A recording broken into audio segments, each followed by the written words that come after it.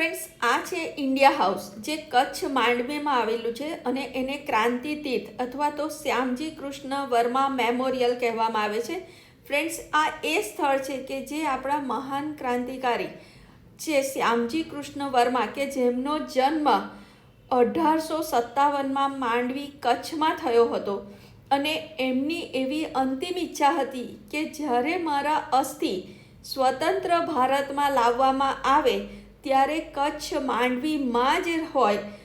એ એમની અંતિમ ઈચ્છા પૂરી કરવા માટે આપણા માનનીય પ્રધાનમંત્રી શ્રી નરેન્દ્ર મોદીજીના અથાગ પ્રયત્નોથી અને ઘણી જ બધી પ્રક્રિયાઓમાંથી પાસ થઈ અને એમને ભારત એમના અસ્થિ લાવવામાં આવ્યા અને આ જે મેમોરિયલ છે ત્યાં એમના અને એમના પત્ની ભાનુમતીના અસ્થિને સાચવવામાં આવ્યા છે. ફ્રેન્ડ્સ, તમે જો માંડવી જાઓ ને તો આ સ્થળની અવશ્ય મુલાકાત કહેજો. આટલા નાના વિડીયોમાં મારા માટે બધું સમજાવવું તો પોસિબલ નથી.